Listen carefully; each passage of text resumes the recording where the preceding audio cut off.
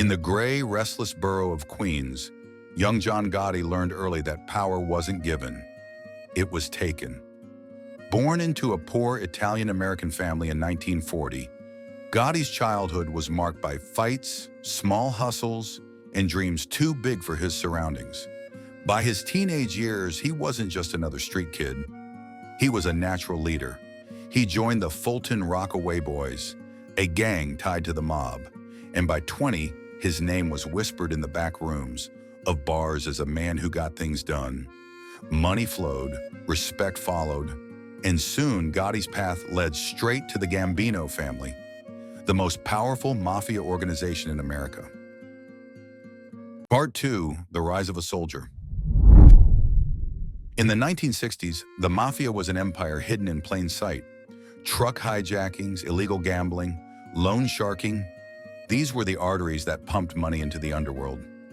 Gotti became a trusted enforcer for the Gambinos, working under Capo Carmine Fatico.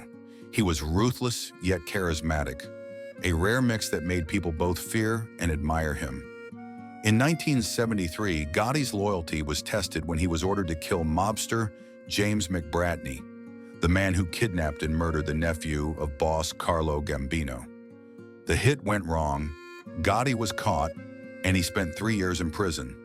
But when he got out, his status had grown. He wasn't just a soldier anymore. He was a man destined for command. Part 3, The Death of Castellano. By 1985, the Gambino family was at war, silently, internally. The new boss, Paul Castellano, was a businessman at heart, a man who preferred suits over blood. But Gotti and the street soldiers saw him as soft, detached from the code. Tensions built like a fuse waiting to ignite. On a cold December night outside Sparks Steakhouse in Manhattan, the fuse finally blew. Castellano stepped from his car, flanked by his driver, as gunmen in trench coats opened fire. The crowd screamed, chaos erupted. And within seconds, Paul Castellano, head of the Gambino family, lay dead on the pavement. At the top of the family now stood John Gotti, the man who had orchestrated the hit. The underworld had a new king. Part 4, The Teflon Don. The media loved him. He wore $1,000 suits, smiled for the cameras, and strolled through New York like a celebrity. Unlike the secretive dons before him, Gotti embraced the spotlight. He was bold, charming, and seemingly untouchable. Every time the FBI tried to pin him, the charges slipped away like rain off silk. They called him the Teflon Don, court after court, witness after witness.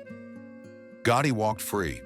He became both a legend and a symbol, the American gangster reborn for the television age. But inside the FBI, a storm was brewing. They were watching, waiting, listening. Part 5, The Wire. Unbeknownst to Gotti, the walls around him were whispering. His underboss, Sammy the Bull, Gravano, was secretly recorded in Gotti's own headquarters. The Ravenite Social Club hidden microphones captured hours of conversations, from murders to money to betrayals. For the first time, Gotti's arrogance became his downfall. He spoke freely, thinking he was invincible. But the tapes said otherwise. The government had everything it needed. Gotti's empire was about to collapse. Part 6, The Trial. In 1992, John Gotti faced the biggest trial in Mafia history. The courtroom buzzed with tension, reporters lined the hallways, and every word was broadcast across the nation. The evidence was overwhelming. The tapes, the testimonies, the betrayal of Gravano himself, who flipped to save his own life. When the verdict came, it was like the closing of a chapter in American crime. Guilty on all counts. Life in prison without parole. The Teflon Don had finally stuck. Part 7, The Legend and the Legacy.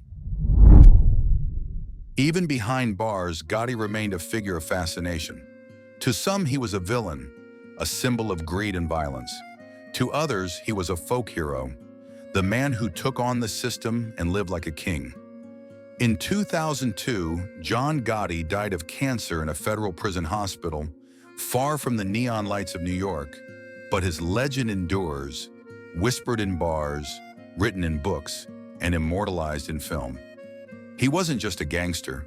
He was the last Don of a dying world. If you made it to the end, thank you. Please leave a like and subscribe.